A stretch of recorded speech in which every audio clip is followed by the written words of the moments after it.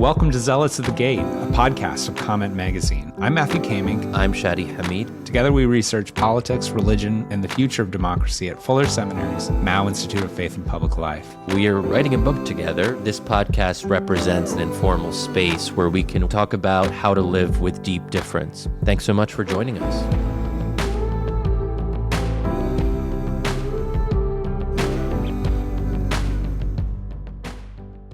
Welcome to Zealots at the Gate, a podcast of Comment Magazine. I am Shadi Hamid. I am joined by my venerable co-host, Matthew Kamink. We are arguably the best, or perhaps only, Muslim evangelical podcast. Together, we research politics, religion, and the future of democracy at Fuller Seminary's Mao Institute of Faith and Public Life. Matt and I are writing a book together, so this podcast is a kind of informal space for us to talk about how to live with deep difference. I really like the best Muslim evangelical podcast better than the only, which, implies you don't have any other choice but to listen to us. Let's go with best. Yes, indeed. I agree. For our dear listeners and viewers, make sure to subscribe wherever you listen to podcasts, and feel free to leave us a rating or a review. Those do make a difference. God willing, 5 stars or perhaps 4.5. It's up to you. And thank you for joining us and supporting us at Zealots at the Gate. Matt, we have a very special guest today. Very special. John Inazu. He is the Sally D. Danforth Distinguished Professor of Law and Religion at Washington University in St. Louis. He is the author previously of a very influential book called Confident Pluralism.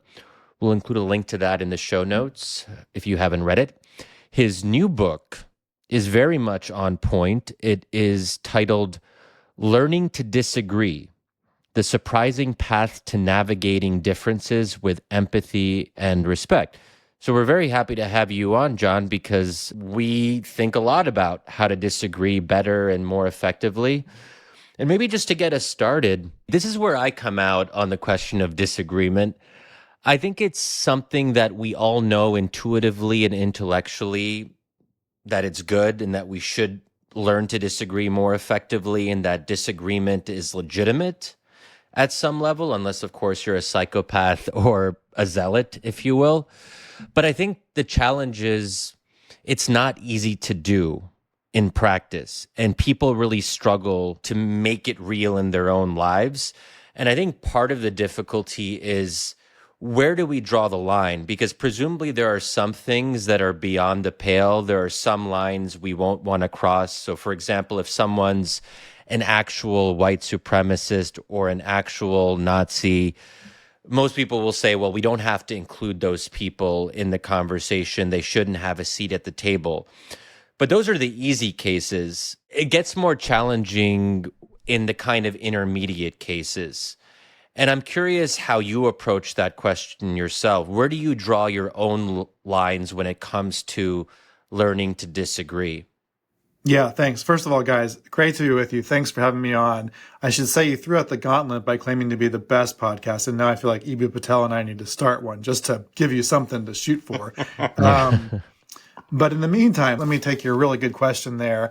I would say in these, what you call the intermediate cases, almost all of the time, almost all of us can actually work toward disagreement and relationship in those contexts. And one of the reasons we know this is that we do it as a very pragmatic point in most of our lives. So you and I, all of us, we work next to, live next to, our kids play with kids of other people with whom and for whom, if we ever dove into their deeply held beliefs, we would find all kinds of things that we not only disagree about a little, but we find morally abhorrent or bad for human flourishing or wrong in some sort of absolute sense. And yet, for the most part, because we prioritize ordinary relationships above those disagreements, it's possible. We don't do that with white supremacists and neo-Nazis, at least the ones that are avowedly so. So we draw lines on which, the easy cases, but in most of the intermediate cases, functionally and interpersonally, we figure out a set of relationships, even if we're not naming or exploring the disagreements overtly. Now, there are some people that are going to draw those lines much more narrowly, and in the intermediate cases say, no, I can't partner with or live next to or work with those people, whoever they are. And the challenge for a pluralistic society is to minimize the influence of the absolutists, of those who are not interested in figuring out disagreement and pluralism. So here's a question for you. Well, first of all, I just have to say, I love that you're the one answering questions now, because you just had us at Wash U, Shadi and I, for an event, and you were peppering us with some tough questions on stage, and now we get to turn it around on you. So I'm taking a great deal of delight. So I've come up with a number of tough questions. Bring it on, Matt. Payback is here. So I've got a tougher one coming for you, but Shadi and I have a number of disagreements.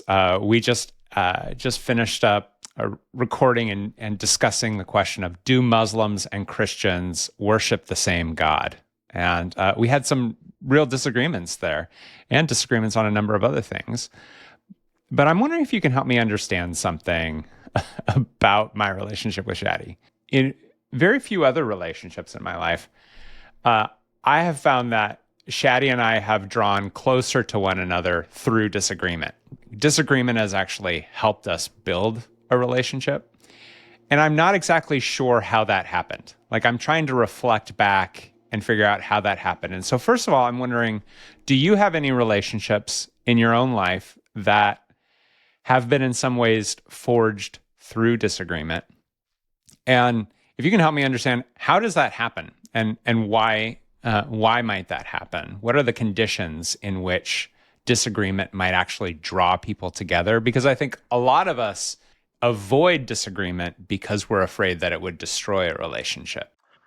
Yeah, I mean, I think in my own life, I might be an outlier here because I've got lots of relationships that have grown closer through disagreement. I mean, in large part because I teach at a university where a lot of my colleagues disagree with me about a lot of matters, but because we prioritized friendship and intellectual respect and trust building, we were able then to, I think, actually move closer through the disagreement. And one of the ways that I've found the experience of moving closer happens is when you can help on a very individual level the other person to move away from a caricature of a perspective or a demographic or an ideology and realize, oh no, this is a person from whom I can learn and who is going to show me a window into this thing that I really don't understand. And in that sense, you move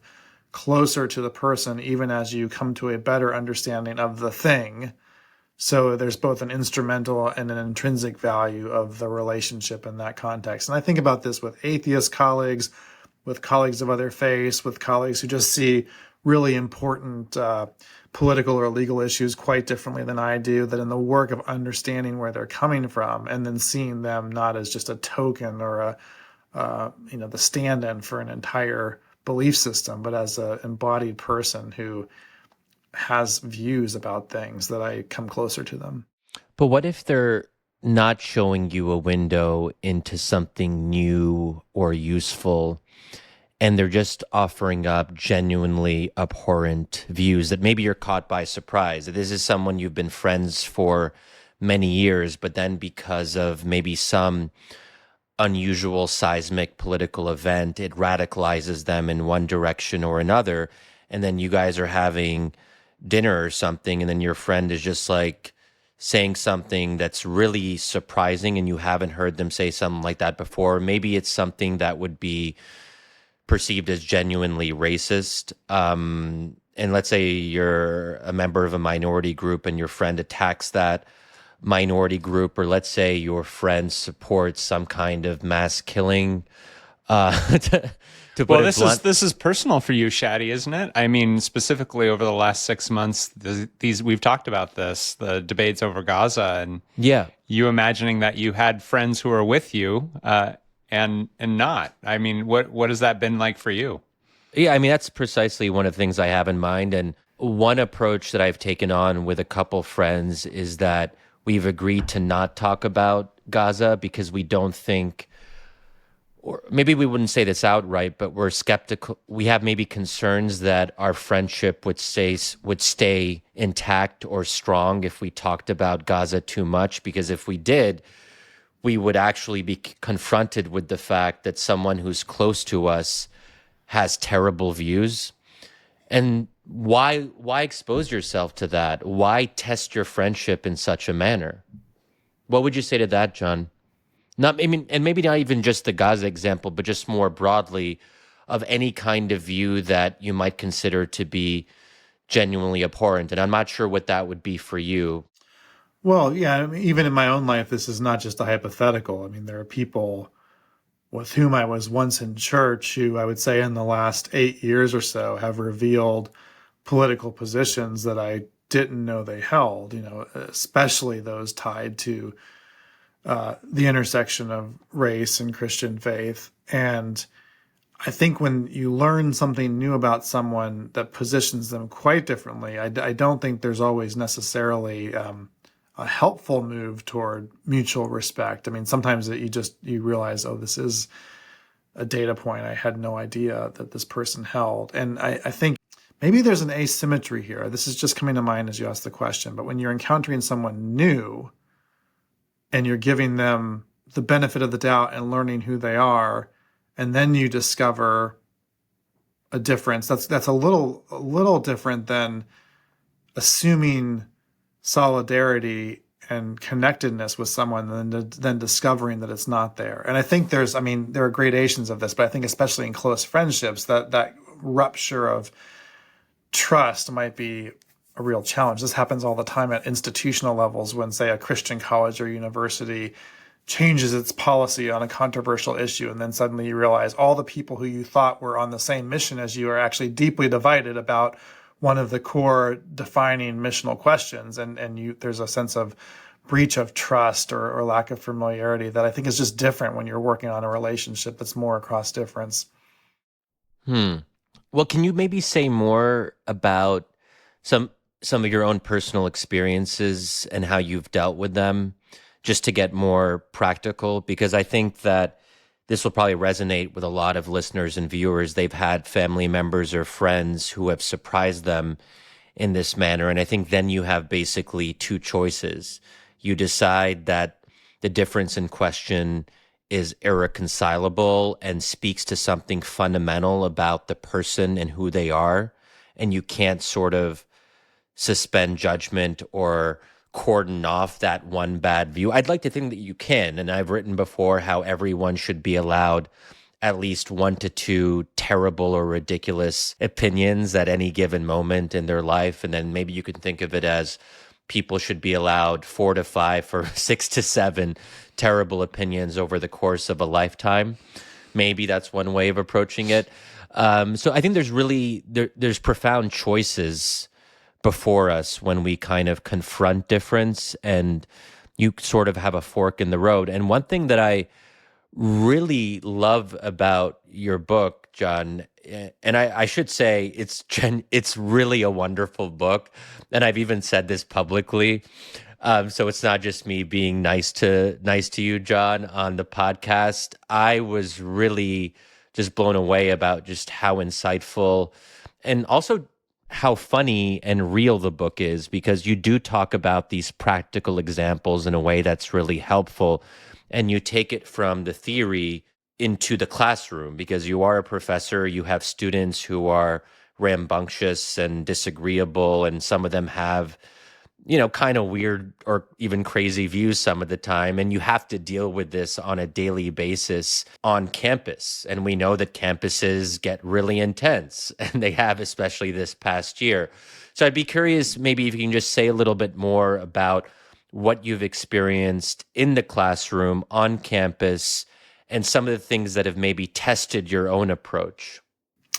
Yeah, let me try to get there. But actually, as you were sitting with the question, what was coming to mind is maybe even more pertinent is in my personal relationship. So set aside the classroom context for now. I'm thinking of back to the example of race. Let's say you are around, as I have been, friends, maybe longtime church friends, and you have a discussion that surfaces differences in views that fall somewhere along the spectrum of racially insensitive to racist. Now, the challenge here is very few people are going to say, yeah, I'm a racist. That's me, right? So very few people think they're actually a racist, but they could be in some descriptive sense very close to that.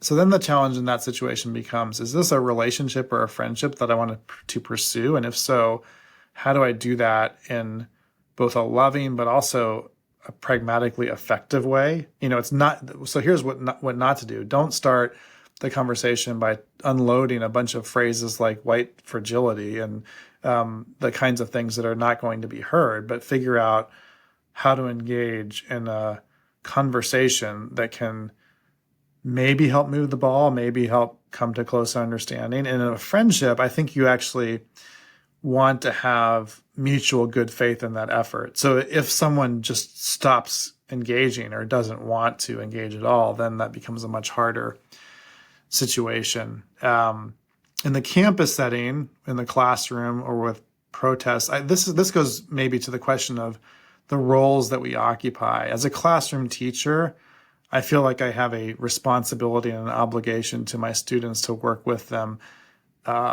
almost regardless of what they say or the positions that they hold. Maybe there are some limits, but I'm pretty big tent about this. So I have heard over the years some pretty remarkable comments from students that would be pretty out of bounds in any more public setting. And it does, in the moment, alter my sense of this person. To think. Can you just really give us an example there? Well, I'll give you one. I want to be very careful here about sort of student Oh, yeah, sure. Okay. confidentiality and that sort of thing and protecting the classroom. But without getting too specific, I have heard, when I've taught criminal law before, comments from students that suggest that criminality is tied to heritage and families. Okay, so that is a very provocative position, and it raises a lot of issues. And then so in the moment, when someone says this in an 80-person class, how do I respond as a classroom teacher? And so usually in those settings, when I'm sort of on top of my game, I try to come back with something empirical or something very sort of emotionally flat, but intellectual to respond to that kind of statement, so basically just to interrogate the premise and say, well, here are some counterexamples. What do you do with those? I find that the more measured I can be in those moments, the more effective I am as a classroom teacher. But I will tell you, on the inside, when those things surface, there's a lot going on. And I'm thinking, how does a human being come to this perspective and come to a law school and share with 80 students and classmates this view, and then how do I kind of do my best to care for the situation, not just for the speaker, but for the 80 other listeners in that room, and how to move forward. So, John, lawyers are sort of famously the butt of many jokes, and you teach at a law school, and we're going to leave the law jokes to the side for a moment. For a moment. for the moment. Being around lawyers, though, it seems from your book that you've learned quite a lot about disagreement. And I'm wondering if you might share with us, honestly, what could Americans learn from the law practice about disagreement? Are there points of wisdom that we could learn from lawyers about how to disagree well? Here's the thing. I mean, lawyers have the not totally unearned reputation of being these stubborn people who argue, who care only about their client's interests. I mean, the title of this podcast, right? In legal ethics, the formal term is zealous advocacy. That's kind of the point of the game in some ways. And yet the case I'm trying to make in this book, and what I've certainly found in my own experience, is the very best kind of lawyering, and the best lawyers are not doing that. They're doing something quite different, which is to understand and be as sophisticated and charitable as possible in understanding the other side of an argument, to come up with the right objections and counter objections, and to unpack it and to figure out where the other side is coming from and why they think the way that they do. And some of that is pragmatic, because at the end of the day, you want to win your case, and you have to go to a decision maker or a judge and say, not, I'm right and this person is stupid. What you have to say is, this is a really hard, complex issue, and they've got a pretty good argument on their side, and we have a better one. And then you've got to persuade the decision maker. And so that's the best kind of lawyering. And I think there are real applications for that in our everyday lives as well. You don't have to go to law school to kind of learn some of these ideas and to recognize that the kind of empathy required to dig into someone else's perspective and argument is a sort of work that closes relational distance. It doesn't make you best friends. It doesn't make you understand perfectly, but it forces you to put yourself inside the head of someone else in a sophisticated and complex way. Now a tougher question. So you've been focused on disagreement and thinking about that in the context of law and politics and race. But you yourself are also a Christian. And your Christian identity plays an important role in your public life, in your writing and speaking, in your teaching and so forth. And I'm curious as to how it informs how you approach the question of disagreement. And I want to start this off with a bit of a provocation. Is the Christian faith disagreeable? Does the Christian faith make us more passive, more antagonistic? How does the Christian faith inform how you think about these issues of disagreement as either a positive, a negative, or something else? Yeah, great question. So a couple of things. One, I think understanding your role and context matters quite a bit here. So when I'm in the classroom at Washington University, which is a non-religious institution, elite, mostly progressive, I'm not trying to think, how do I convey the Christian gospel in this classroom? And sometimes I get questions from more conservative Christians that basically say, like, why isn't there more Jesus in your classes? And I'm thinking, because I teach at Washington University. That's a category mistake. At its best, this institution will be one open and receptive to pluralism, and I want to be a participant in the conditions of pluralism. But when I'm in front of a classroom of 80 students, they come from very different perspectives, and my goal and objective there is not to convey a particular theological position. As a normative question, should Christians be disagreeable or contentious in some way? Which I think is quite different than the descriptive question of whether, especially American Christians, are doing that, at least in the right way today. No, Christians should be absurdly weird, right? We should stand out as utterly different from culture, as the people who make no sense apart from the hope of the resurrection. This is what Paul says in 1 Corinthians, right? If this thing didn't happen, then pity us beyond all people, because we're idiots for giving our time and our money and our priorities and training our kids in a certain way. And I totally believe like that. If the gospel isn't real, then what in the world am I doing here? I would live life quite differently, I think, if I had not the hope of the gospel. And more normatively for me, but also for a lot of people around me, I worry that it doesn't look all that different in practice. We talk a good game, but often when it comes to the kinds of profound and disruptive counter liturgies that I think are actually important to display a different kind of community, a different kind of politics, really, I think, set aside the current state of American Christianity, which is a dumpster fire, but just in general, I think Christian witness in largely wealthy Western societies has not done a great job standing out as all that different. Okay, I'm curious here, and maybe this takes us a little bit off track, but I am intrigued. When you say that you would live your life quite differently if you didn't have the hope of the gospel, what do you really mean by that? I mean, would it actually be that different? Yeah, for sure. So first of all, I feel like there are things I do and priorities I make that I wouldn't make. I mean, certainly how I spend my money and my time, I think would look I'd play a lot more golf for starters. But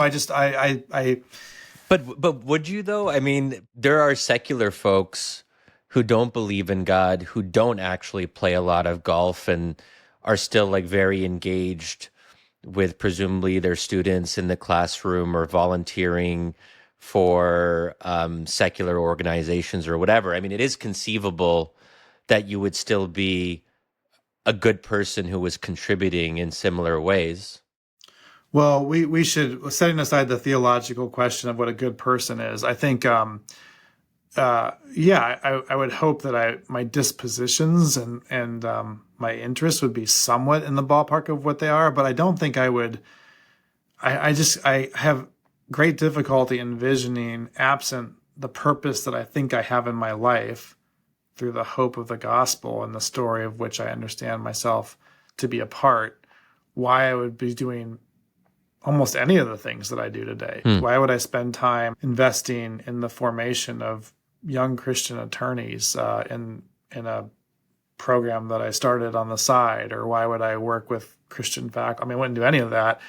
And I think this is a really interesting question, because I think where I'm going is, if I didn't have a sense of Christian purpose or mission to be a member of an institution, and by this I mean the institution of higher ed writ large, but the particular institution of a, kind of generic elite university, I'm not sure I would still be here, because what would the purpose of being here be?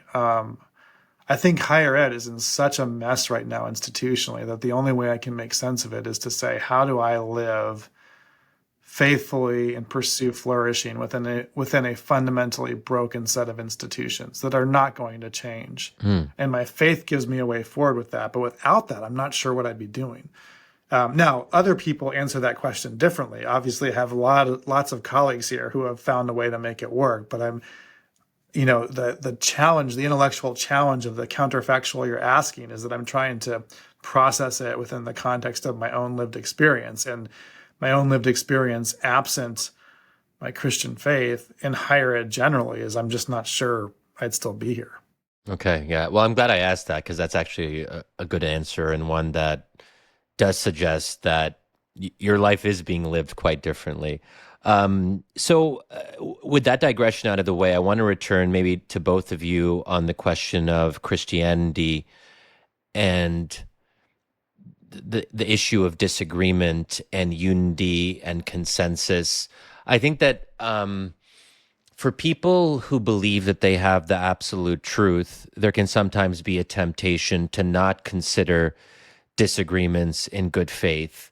That if they feel that, let's say, other people are going to hell or are not going to be saved because they don't share the same belief, which is a fairly mainstream view among Christians and also among Muslims to various degrees, and I think that's actually a complaint that people often have of very convicted Christians in America, that they don't actually show great tolerance for disagreement, that they do deep down want some level of unity and consensus around the things that they hold dear.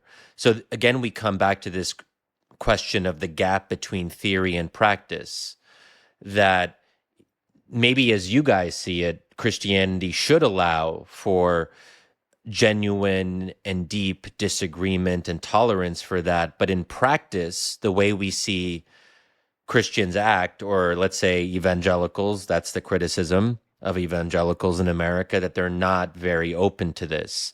How do you kind of contend with that, John? And I'm sure Matt, Matt, we've talked about this a lot, but feel free to jump in as well on that.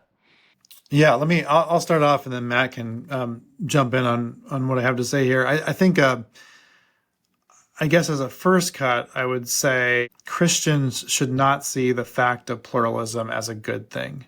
There are certainly pluralist theorists who just celebrate pluralism for itself. I think Christians have to have a much more nuanced view of what pluralism is. So there are some differences of the world that are just fine or even fun, different sports teams' allegiances or different food preferences. But there are some differences of the world that I think Christians just have to view as tragic, right? It's not a good thing.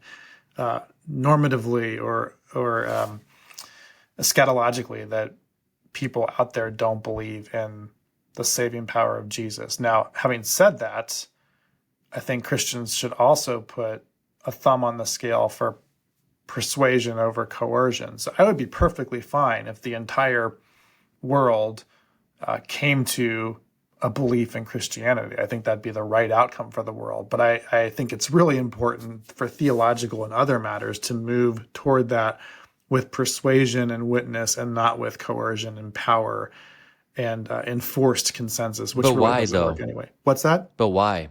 I mean, if that is the preference of what the world should or could possibly look like, and that would be preferable, and that would move us more away from tragedy, someone might say, well, why not use coercion to achieve those honorable ends? Yeah, I mean, so a couple of reasons, one pragmatic and one theological. Pragmatically, we know from lots of people, Locke and many others, that it just doesn't work, right? So coercing people to faith is a really bad idea just because it doesn't really work, and it often backfires. But for theological reasons, I just don't think that's part of the Christian gospel, right? Lots of historical episodes to the contrary notwithstanding, that this is not a way to honor Christ or what God asks Christians to be doing in the world. And part of this in today, there are some American Christians who are, arguing for forced conversions, but many of them, I think, many of those who don't like the persuasion route more just want control, and they want, a cultural narrative and laws that privilege Christianity without forcing people into it. So there's a historical difference there today than, say, in some contexts hundreds of years ago. But even in that historical difference, I think that's largely derivative from a mistake of what faith is and a kind of clinging to an enlightenment sense of certainty rather than a theological sense of confidence. This is why I'm just very influenced by the theologian Leslie Newbigin and the importance of recognizing faith as a confidence in a set of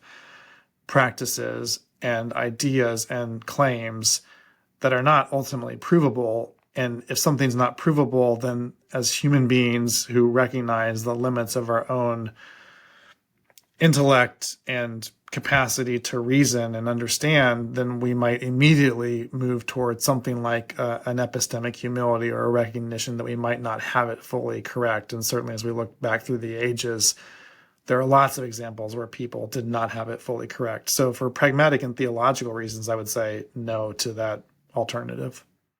John, Shadi and I are working on a chapter right now, and I'm feeling a little bit stuck, and I'd like you to help me. I'm starting the billable hour right now.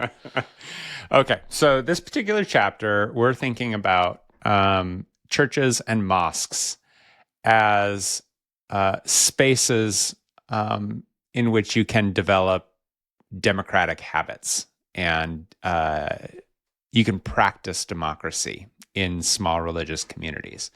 And this is sort of our way of countering a very common narrative about religious communities is that they actually undermine democracy, that, in mosques and madrasas and so forth, these are spaces in which anti-democratic forces are released into the world. And of course, that's the case in some ways with churches and mosques and so forth. But we also want to explore the ways in which religious communities can actually, I think one way of talking about it is develop table manners for democratic life. So, at my dinner table, my boys learn table manners to say please and thank you, to take their turn sharing their story. They don't dominate the conversation and so forth. But, I'm imagining, a young man who decides he converts to Christianity. He gets involved in a local church. He serves as a teacher, maybe as an elder. He gets involved in disagreements and debates over what the church should be and do. And sometimes he wins the debate and sometimes he loses the debate. Like he's in a Bible study where people disagree and they push back, and he learns sort of these practices. First of all, I'm wondering if you could help us think about this, but also maybe on a more personal level, as someone who's been involved in Christian community for a long time, have you learned to disagree at all in and through Christian institutions? Like, have Christian organizations or institutions ever been helpful in this? I imagine you can tell us a lot of stories about how they haven't been, as we've talked about the dumpster fire that is, American Christianity at the moment. But I'm wondering if you could maybe help us think about how religious organizations could be spaces for healthy disagreement. Yeah. So, first, I have lots of examples where Christian institutions have helped form me into someone who knows how to and works how to disagree better. Sometimes it's learning about virtues like humility, or practices like listening or silence, even, that have helped form me into the person that I am. Sometimes it's experiences. I spent a couple years on a church staff, and going through, a period of time on a church staff helps you navigate disagreements better, both with staff members, but also with members of the congregation.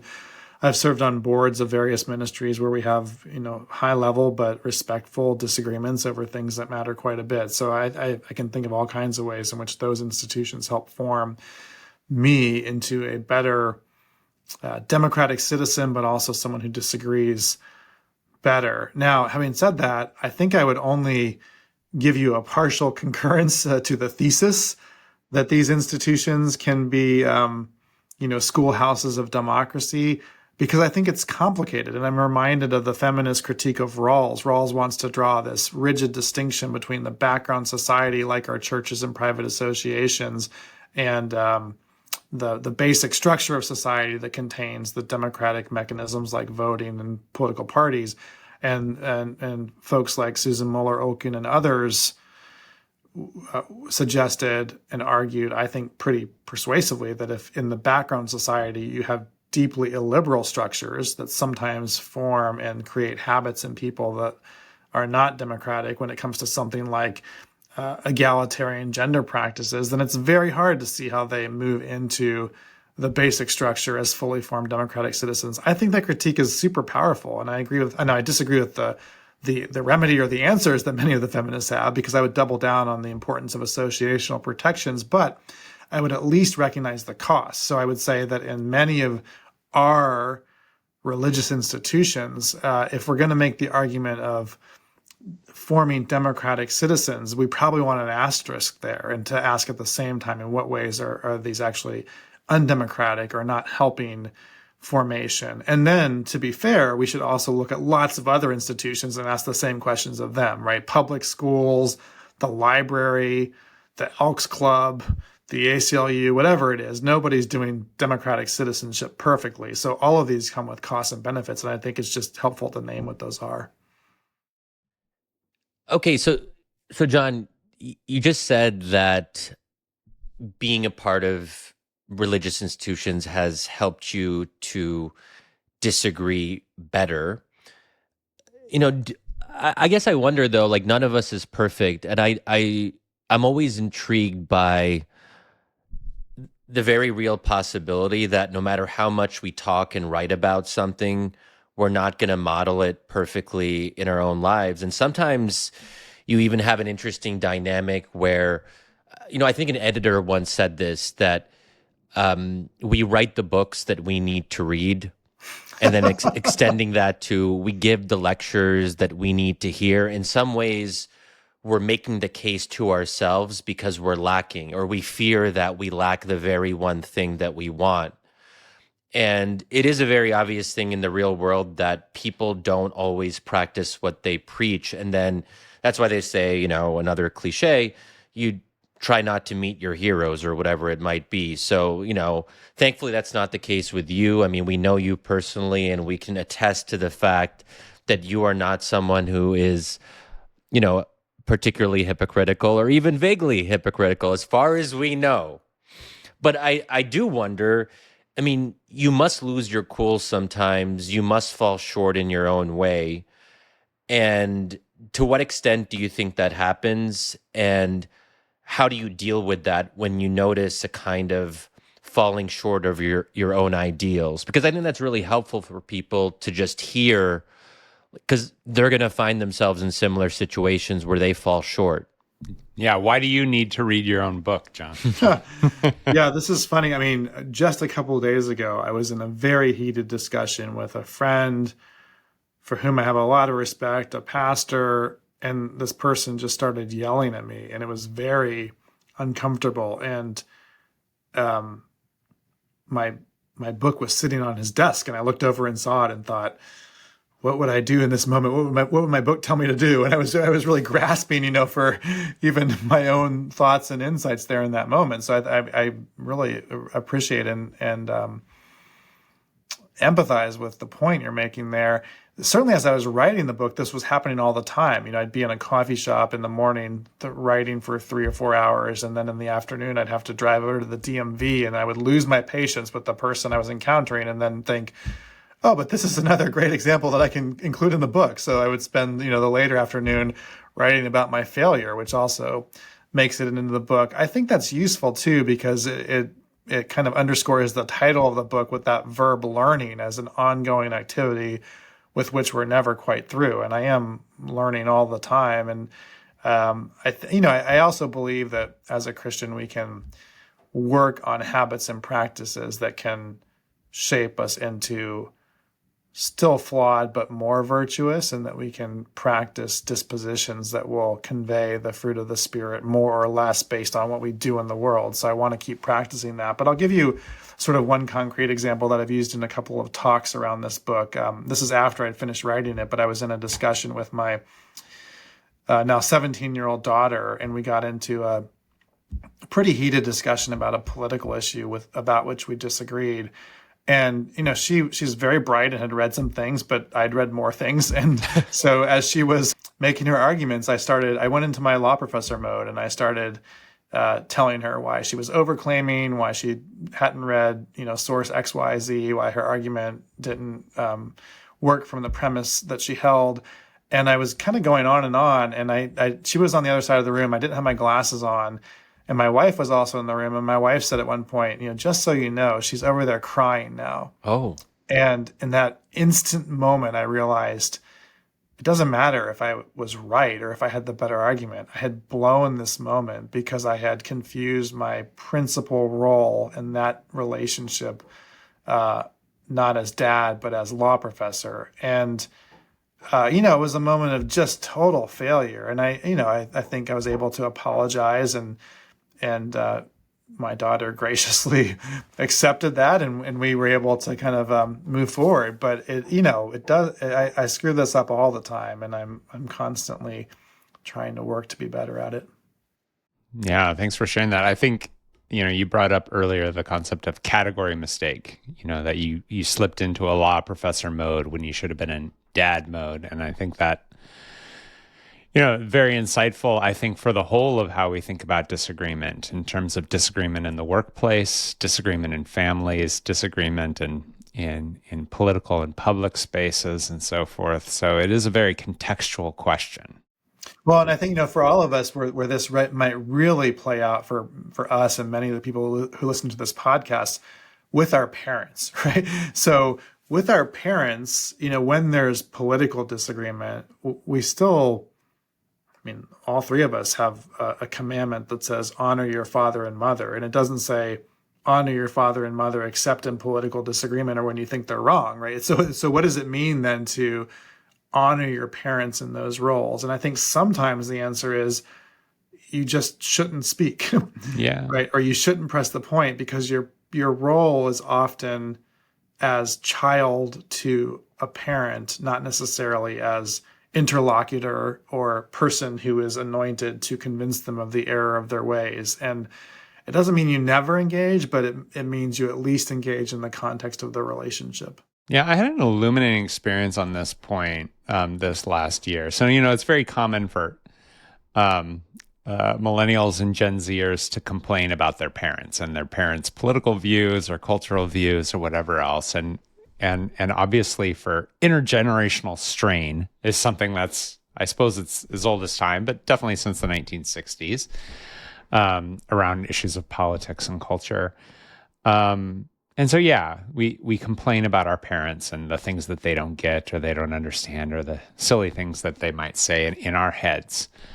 Um, but I was invited to teach a Sunday school class on faith and politics with in my local church, and it's mostly like older people who came to this class, people in their 50s, 60s, and 70s.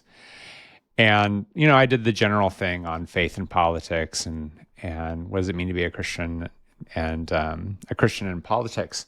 But as I would go through the class, I just started to ask people, why are you here? Like, why did you come to this class? It was extremely, it's election year, so it's a very popular class. Lots of people came, and I was kind of curious as to why they would come. And so many, by far, the majority of the reasons why they came was they had strained relationships with their children over politics. So they had adult children in their 20s and 30s.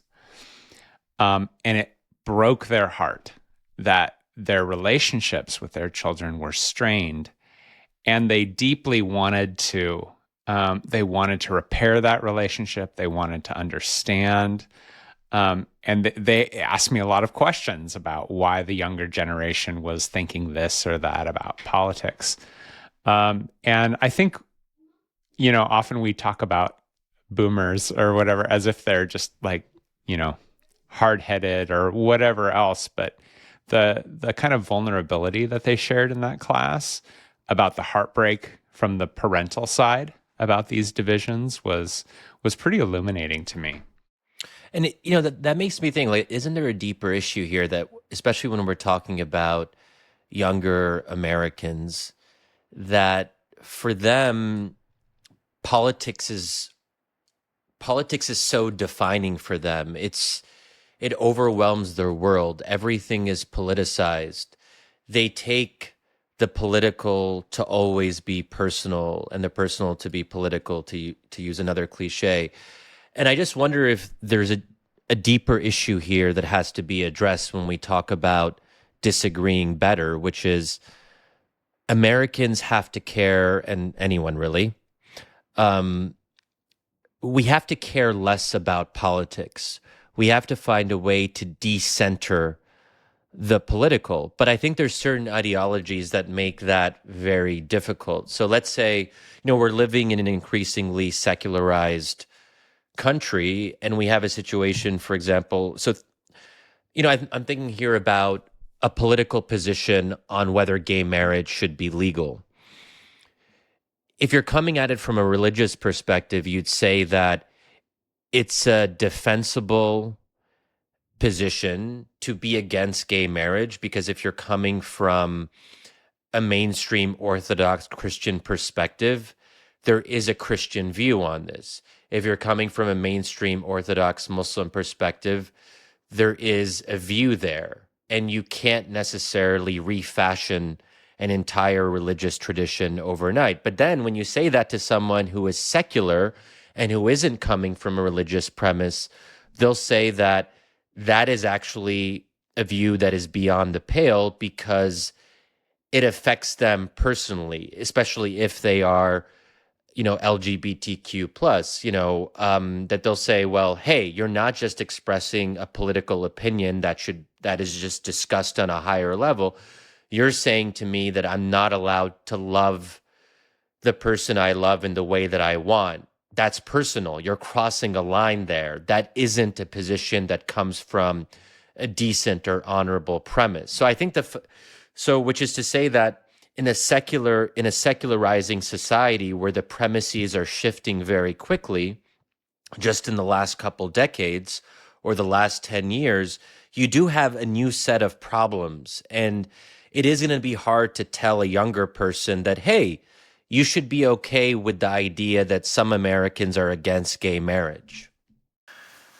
Well, I want to kind of nuance your question just a little bit here, though, because I think there's a theological position, even from traditional Orthodox religious traditions, that would ask a bit more about context. So I think in the premise of your question, you said something like, it would make sense or be perfectly sensible to have or support a legal prohibition of, in this particular example of gay marriage.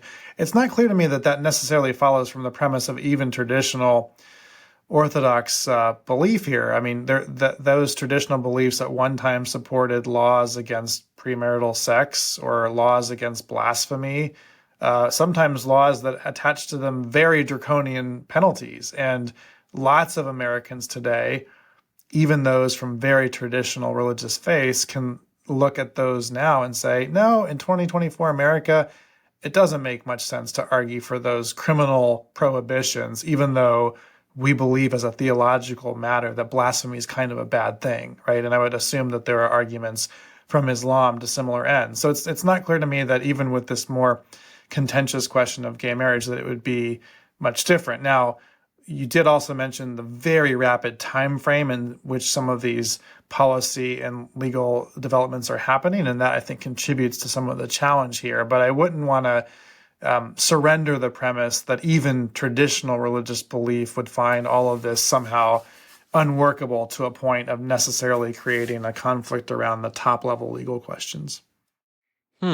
Interesting. Matt, would you say anything to that?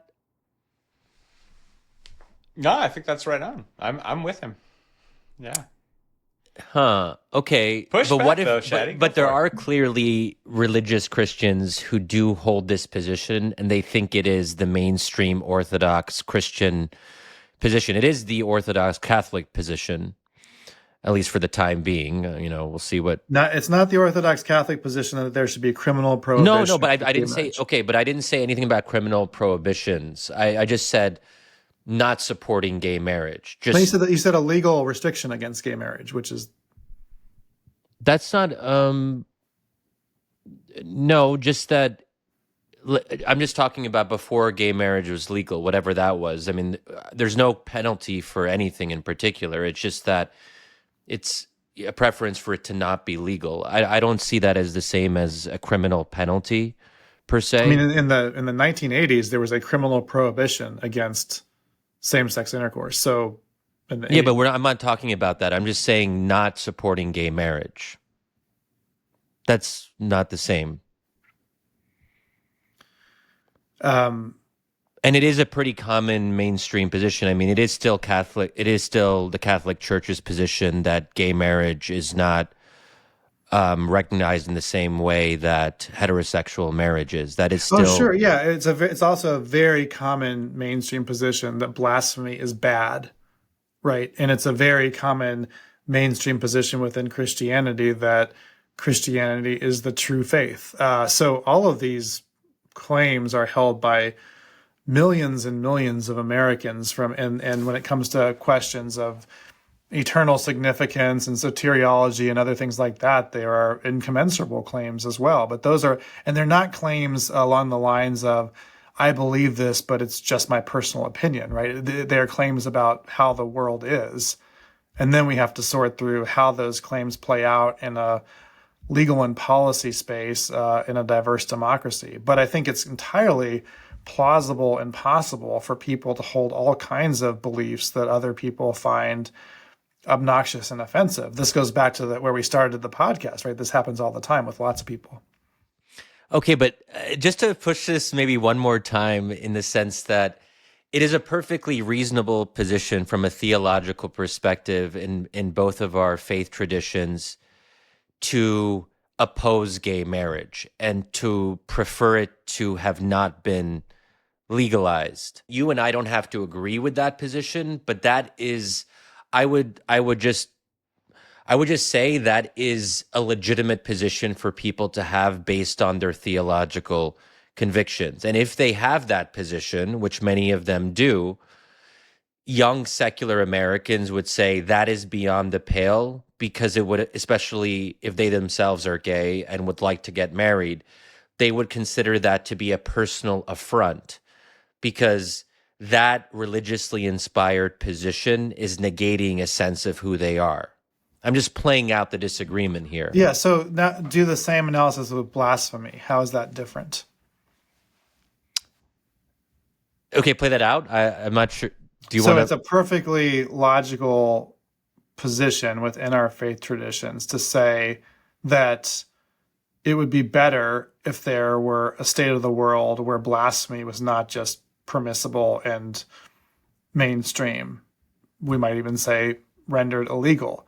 And someone in the world who likes to be able to have the freedom to utter blasphemous words about the God that we worship would say it would be an affront of who I am and of my freedom to hold that position. And yet those two people in our society exist side by side. Now, take another example, laws against interracial marriage, right, which were in this country largely supported by white Christianity for some time off. But that's not a legitimate position. There is no legitimate theological basis for opposing interracial marriage. There is a legitimate theological basis for opposing gay marriage. You're making a 2024 argument, though. You have to, I mean, within the tradition and the authority structure of the tradition as it existed, say, in the antebellum South in this country, there was what American Christians considered to be a legitimate argument against interracial marriage. Not only that, and they were wrong. Right, but that's a contextual argument because of how the tradition played out. Okay. And in 100 years from now, we may or may not have an answer to the question you're asking now about gay marriage, right? Interesting. Huh. Yeah, Shetty, I guess the word you're using, legitimate, is describing something that, I guess the word legitimate is doing a lot of work in those sentences in terms of what do you mean by legitimate? What makes a position legitimate or not? And it seems to me in your head, when you use the word legitimate, you mean like all of the Americans who I consider to be reasonable would reject this. And that's what legitimate means.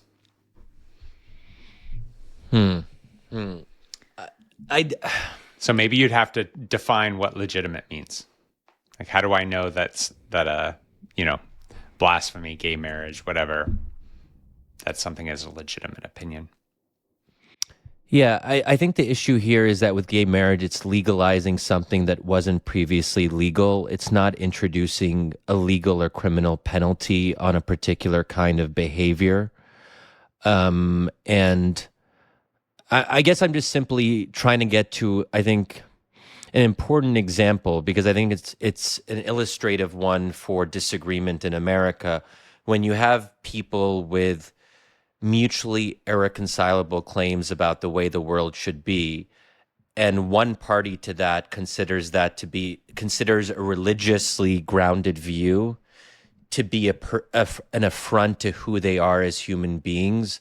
I'm just trying to get at whether that's something that can be resolved or adjudicated, or whether that's something that cannot actually be. That is it better for those people to just say, hey, we're not going to be able to talk about this? Is there any utility in them arguing it out? And is it possible for them to disagree better? I think in order for a democracy to endure with deep levels of difference,